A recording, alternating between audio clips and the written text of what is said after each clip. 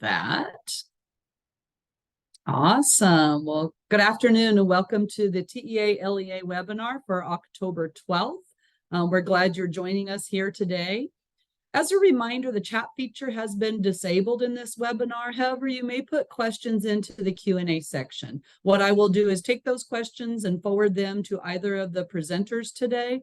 Kind of helps us sometimes with Q&As and things like that. And hopefully you'll leave your email. And if it's something that's information that needs to be shared, they will return an email to answer your questions. So thank you all. But we won't be having live questions today. So we do have two topics on our agenda for this afternoon. The first one is going to be our 23-24 high cost fund application.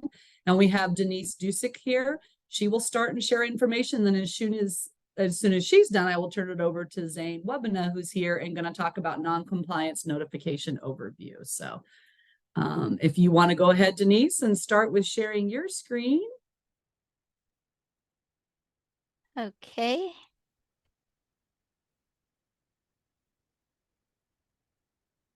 Okay, so like Anna said, I'm Denise Dusick, and I'm going to spend about 20 minutes to share some information regarding the High Cost Fund application for 23-24. Now, although the application doesn't open until March the 1st, we wanted you to be aware of some important updates ahead of time. So first, I'm going to give a very brief overview of the application submission timeline, and then share a new process for receiving your high cost fund reimbursement payment that we're implementing this year. And then I'll end with some reminders of certain aspects of the high cost fund application. So the high cost fund application is submitted using the Apex application system via TEAL. Now, in addition to the high cost fund application, the non-public day and non-public residential applications are also submitted in Apex. Now, we have an Apex user manual that provides step-by-step instructions on how to apply for an Apex user account and how to complete and submit the 3 different types of applications within Apex. The link to the manual is posted on the High Cost Fund webpage and on the non-public webpage. And when you have access to this presentation, the link will also be accessible on the presentation itself. So this chart displays the open and close dates for each of the 3 types of Apex applications. Now, the non-public day and residential applications opened on September 1st, and both of these will close July 1st, 2024. Now, in previous years, the non-public day application closed in June, but we made a change this year to have both day and residential applications close on the same day. Now, although the application window shows that these 2 day and residential close on July 1st, there is an important 30 calendar day notification deadline for these applications that I'll address later in this presentation. And then the high cost funds application will open March 1st and close May 1st. Now, this slide illustrates the high cost fund revisions for 23-24. Now, we recently updated the high cost fund state plan to reflect current processes because the previous plan posted on the high cost fund webpage was outdated. Now, the state plan provides an overview of the purpose of high cost fund, the definition of a high needs child, the eligibility criteria for an LEA to request high cost funds, and allowable use of funds. And then secondly, we're in the process of making some revisions to the high cost fund application itself. So stay tuned for an announcement of the revisions when it gets closer to the opening date of the application. And the Apex user manual will be revised later this year to address the high cost fund revisions as well. But most importantly, what I wanted to bring to your attention today is that we're implementing a new process this year for how local educational agencies, LEAs, will receive their high cost fund award payments. Now, with the new process, the LEAs must submit a payment request form to certify their expenditures prior to receipt of payment. And this is being implemented to reduce the potential for overpayments. So this slide provides the timeline for the entire high cost fund process, including the new reimbursement process that we're implementing this year. So first, the LEA submits the high cost fund application during the March 1st to May 1st window, and then TEA reviews and approves the applications. And then once the award amount for each LEA has been determined, the award amount will be posted on the LEA's high cost fund application homepage on July 1st. The LEA will receive a notification email that the award amount has posted. Now, the email won't specify the dollar amount of the award, so the LEA will need to access their high cost fund application to view the award amount. So the email is simply notifying the LEA that the award amount has been posted. So all of that is the same process as it has been the past several years. The new process being implemented this year is that in July, the LEAs will also receive an email with a link to a high cost fund reimbursement payment request form. Now, the LEA must submit the payment request form in order to receive their funds. In the past, the full amount of the award was simply direct deposited into the LEA's bank account.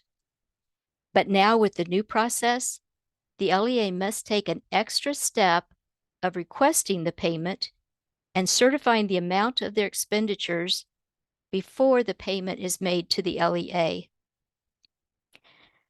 Now, the amount they request cannot exceed the amount of their award, of course, but it also can't exceed the amount of their actual expenditures. And since the high cost fund application closes on May 1st, it's possible that by the end of July, their expenditures might actually be less than the cost amount they requested in the high cost fund application. And that's because when the LEA submits their application, the costs they enter are the costs they expect to incur for the entire school year through July 31st. Now, although they know the amount of costs expended so far up to the date of their application submission, they're also projecting the amount they expect to incur for the remainder of the year. So therefore, it's possible that by the end of July, situations might have occurred that affected the amount of services provided.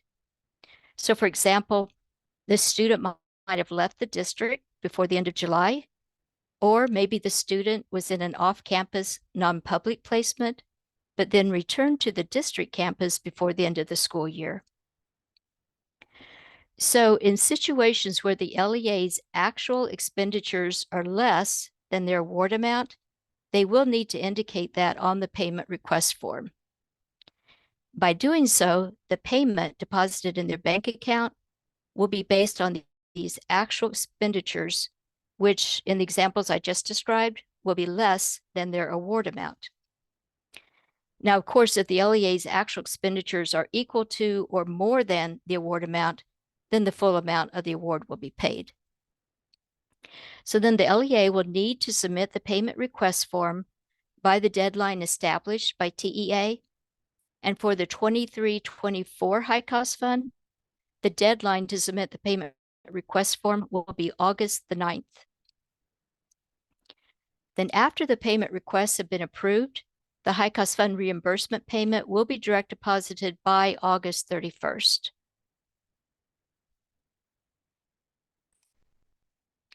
Now, the purpose of high cost funds is to address the financial impact a high need child with a disability has on the budget of the LEA by providing a reimbursement of some of the LEA's expenditures for the eligible high need student.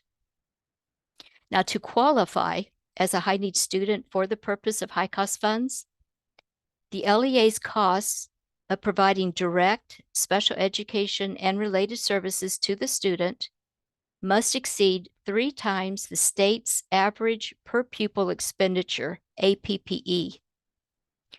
Now, this amount changes each year and is posted on the High Cost Fund webpage. For the 23-24 High Cost Fund, the state APP amount of $12,529 is multiplied by 3, with the result of $37,587 as the High Cost Fund qualifying cost amount. So a specific student's costs must be at least $37,587 to meet the eligibility criteria for an LEA to submit the 23-24 High Cost Fund application for that particular student. So these were the updates that I wanted to share today regarding this year's High Cost Fund. The remainder of this presentation will be a brief overview of high cost funds with some reminders to keep in mind when you complete the application this coming spring. So within the high cost fund application, there are 3 student placement types for which the LEA may request high cost funds. If you have a student placed in a non-public residential facility based on an ARD committee decision, you must submit the non-public residential application in Apex, and that is a completely separate application from the high cost fund application. Submittal of the non-public residential application is required by state law because TEA must be notified of all non-public residential placements. On the other hand, requesting high cost funds for a non-public residential student is optional. So if you wish to request high cost funds, the student's non-public residential application must be submitted first, and that application must be in finalized status during the high cost fund application window. And if it is, then the student's data will automatically port over into the high cost fund application, and you can then submit the high cost fund application if the high cost fund qualifying cost amount is met. And then the next placement type is off-campus non-public day school placements. Now the same rules apply as with the residential. You're required by state law to notify TEA of all off-campus non-public day school placements by submitting the non-public day application in Apex, which again is separate from the high cost fund application. And if you wish to request high cost funds for these placements, then the non-public day application must be submitted first, must be in finalized status during the high cost fund application window. And just like with residential, the student's data will automatically port over into the high cost fund application, and then you can submit the high cost fund application if the costs meet the high cost fund qualifying cost amount. And then the third type is the in-district student, for whom you'll manually enter the student's cost items into the high cost fund application. So to reiterate, you must submit non-public day and non-public residential applications, regardless of whether you desire to request high cost funds, because it's a requirement to notify TEA of day and residential placements. On the other hand, requesting high cost funds for non-public day, non-public residential, and in-district students is optional. Now, as I mentioned earlier, there is a 30 calendar day notification deadline that applies to the off-campus non-public day school and non-public residential placements. And you can learn more about the notification timelines by accessing these resources on the slide. Now, this slide illustrates the importance of submitting the day and residential applications within the required notification timelines, because if a day or residential application is submitted late, it will result in reduced funding. And if you're applying for high cost fund and the student's day or residential application was submitted late, then the reduced cost amount, that prorated cost, will port over into the high cost fund application rather than the actual contract costs that were entered in the day or residential applications. So it's very important to be mindful of the notification timelines for the day and residential applications. So now back to high cost fund awards. If the total amount of funds requested by all the applications submitted exceeds the available amount of high cost funds, then TEA will allocate the funds using a weighted formula based on least restrictive environment placement. So in-district students will carry the highest weight, followed by off-campus non-public day school placements, followed by non-public residential placements. Now, the prorated percentages vary each year because it's dependent on the amount of requests received that year. Now, this slide simply provides information about the notification emails that are sent when the award amounts are posted in the high cost fund application. And I mentioned this notification email earlier when showing the timeline of the high cost fund process. Another thing I wanted to point out is that although the award amount is posted on the high cost fund application homepage in July, make sure that you don't confuse the eligible amount displayed on the homepage with the award amount. The eligible amount is the amount of the request that is eligible for an award, which means this is the amount of costs submitted in the application that have been approved as allowable costs. However, this eligible amount is not the award amount. So when you look at the high cost fund application to determine your award amount, make sure you look for the amount displayed in the final prorated award amount row. Now, another reminder is that costs entered in the high cost fund application must be for costs incurred for the student between August 1st and July 31st of the current school year. And also, if the expenditures and/or contract dates go through July 31st, the need for summer extended school year ESY for that year must be recommended in the student's IEP. Now, when an LEA submits cost items in the high cost fund application, they need to be cognizant that only costs associated with providing direct special education and related services that are identified in the child's IEP may be considered for a high cost fund request. So that's two important qualifiers. The costs must be direct services, which means indirect services or consult services are not eligible costs for high cost funds. And then second, the cost types must be clearly and explicitly reflected in the student's IEP.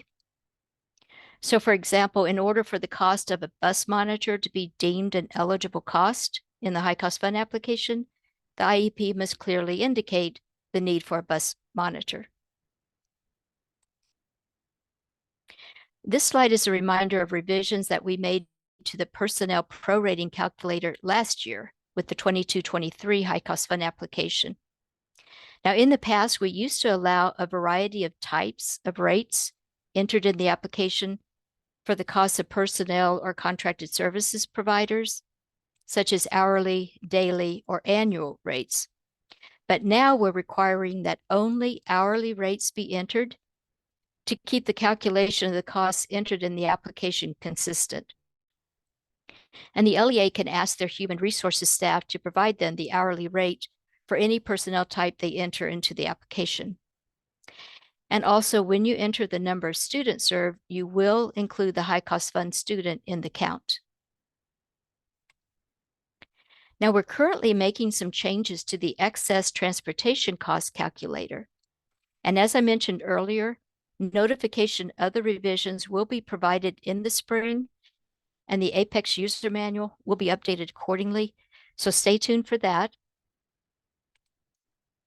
And then this final slide is a reminder of the importance of entering the SHARS, School Health and Related Services, reimbursement amount expected to be received for the specific high cost fund student to prevent being reimbursed for the cost from both the SHARS program and from high-cost funds. So this concludes the presentation. Our contact information is displayed on the slide if you should have any questions regarding high-cost funds. Our email address is hcf@tea.texas.gov, or you can access our high-cost funds webpage. Thank you, Denise, so much. Appreciate it. And for those who know, on the website, the PowerPoint that Denise did share with you and that she shared, there are some links available. Will be posted in the next couple of days to the TEA website where you found the link to this webinar. So thank you, Denise, for the wonderful information. We appreciate it. And always, if there are any questions that did come in, what I will do is forward those to Denise. And if you've left your email, she might be able to follow up with you. So thank you, Denise. Zane, did you have a screen that you needed to share information? I don't. I'm just Okay. yep. So okay, so what I'm going to talk about is the SPP, the state performance plan non-compliance notification letters. And so these letters go out every year. Previously, these letters, in the letters that LEAs will only receive a letter. It would only receive a letter if they had a non-compliance identified for SPP 11, the timely initial evaluation, SPP 12, early childhood transition, or SPP 13, secondary transition. So this year, there's going to be a little bit of change. So the first thing to just make a note of is the expected notification date for these letters to go out is going to be October 31st. So that's 10/31/2023. So last day of this month. I believe that's a Tuesday. And then the federal government includes 6 total compliance based indicators. So SPP indicators can be divided into performance and compliance. And so those 6, previously only 3 of those compliance indicators had been included in the SPP non-compliance notification. But we're required to report and include all 6 of those in the RDA determinations. And we wanted to, so we're making a little revision, and we're updating the SPP non-compliance letter to not only include the SPP 11, 12, and 13, but to also include the other 3 SPP compliance indicators. And so that's SPP 4B, which is significant discrepancy, and then SPP 9 and SPP 10. And both SPP 9 and 10 are about disproportionate representation. Previously, just a cursory analysis of these indicators, every LEA in the state was, once they met different filtering criteria, every LEA in the state had compliance. One thing to note about these 3 indicators is that the federal government sets the target, and so the compliance target. And so for 11, 12, and 13, that compliance target is 100%. Whereas for the compliance target for 4B, 9, and 10, it's actually 0%. So 0% is basically the equivalent to the 100% for 11, 12, and 13. And so pretty much I wasn't able to identify any case where an LEA was cited for non-compliance for 4B, 9, and 10. That's not to say that won't happen in the future, but so we're not expecting a lot of change in terms of the information in this letter that's going out to LEAs. But really, I wanted to just notify everyone that if you do get an SPP notification letter, you will also see, beginning this year, 2023, SPP 4B, 9, and 10. So there will be a total of 6 different indicators. And if your LEA does receive a letter, SPP non-compliance letter, it just means that in at least one of those 6 indicators, it was either less than 100% or more than 0%. And that's would subsequently require corrective action through the review and support team. So all of that, it's pretty much everything else will be the same, except for we're just adding these 3 additional indicators. In addition to those three indicators, we're also going to be adding in the SPP notification letter another element that's related to the federally required element of valid, reliable, and timely submission of data. And so there's 4 total FREs, and this is the second FRE, and it's really relates to districts submitting SPP 11, 12, and 13 data by the submission deadline. And so there's going to be an addition in the compliance letter that will provide details on if the district failed to meet that timeline of whether it's for SPP 13 or for child fine, which is SPP 11 or 12. Those are 2 different deadlines. But if a district did fail to meet that deadline, then that would be notated in the letter itself. And there will likely be corrective action steps related to FRE 2, but these will be different than the CAP process for the other SPP indicators. And more information on that will come from review and support. So that's pretty much all I wanted to go over, is the updates to the most recent SPP non-compliance letter. Thank you, Zane. And I know our districts appreciate some of those gradual updates as our DA is coming out this year and a little bit delayed, but I think it's nice to at least have some conversation and information on those updates. So once again, everyone, thank you for joining us. The recording of this, as well as the PowerPoint from Denise on high cost funds, will be posted within the next few days. And any questions that you have sent to us will be distributed to either Zane or Denise, depending on what the question is. So I'm going to stop the recording, and you all have a wonderful afternoon. Thank you for joining us. Thank you very much.